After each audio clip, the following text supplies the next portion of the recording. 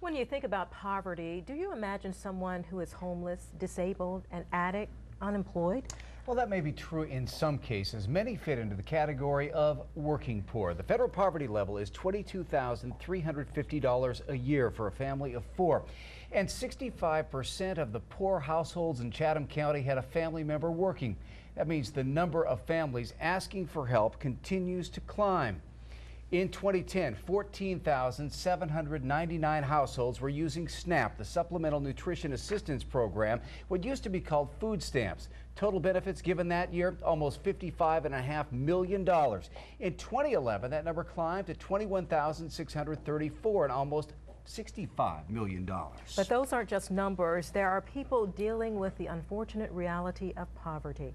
In a special News 3 community report, you see the personal toll it can take. News 3's Andrew Davis is here with their story. Andrew, how difficult is it to be in poverty?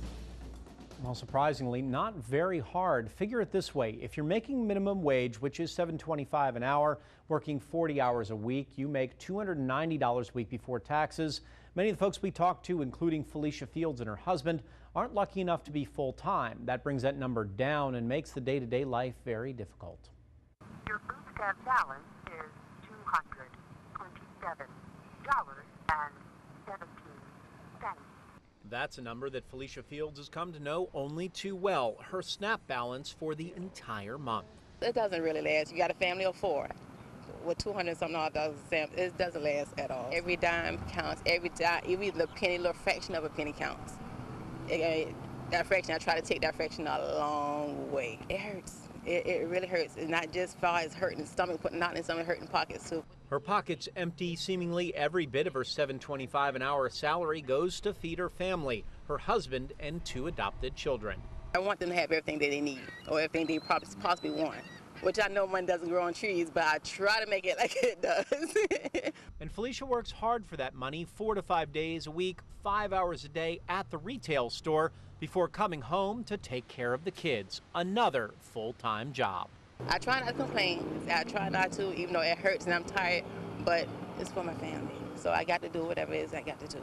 So what she does is walk from work to the store, then from the store to the bus stop, holding as much as her arms can carry and then as much as she can afford. It's on the bus and then a long walk home. Make this little house our little home, my little room, my little home. This little house, a 12 by 12 room in a rooming house, one bed, one chair, no privacy. It's like being in school. You have to wait for somebody to get through, then you go and take your turn. You know, they 12 and 8 years old and never had their own room, their own bed. Felicia's husband Derek doing his part. Forced from one job, he's now starting a new one as a janitor at SCAD, trying to lead his family to a better tomorrow. That's what it's about now, not just about us, it's about the kids. We go out a lot of times without eating. Knots in the stomach, but we wake up the very next day with a smile on the face. Thank God for waking us up on the outside. We just gotta keep a smile on the face and keep moving. And keep on going, keep on keeping on. And raising babies. And raising babies. That faith can be hard sometimes, surrounded by the meager things they own, but a small space doesn't stop their big dreams. What would it be like for you to have a real home? Oh, man. Somewhere over the rainbow. Happy, I feel like we hit the lottery. Those dreams are written on their faces and on her wrists.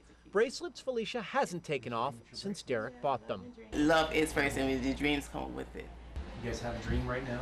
Our real dream is actually to have a better life for them. Less known for us. We're going to be there tagging along, but as long as we have a better life for them, that makes all the world. Well, how close are you to having a similar story to Felicia and Derek, living below the poverty line? $10.25 an hour is right at poverty. So what if you missed a check or two, got laid off for a few months? Would you be there? And if so, where can you get help? Step Up Savannah's got many different assistance programs and connects with support agencies like St. Mary's and DFACS, or you can always call 211 for the United Way of the Coastal Empire's call-in number with any questions you may have. We've got a lot more information and a lot more numbers for you on the community page of our website, WSAV.com.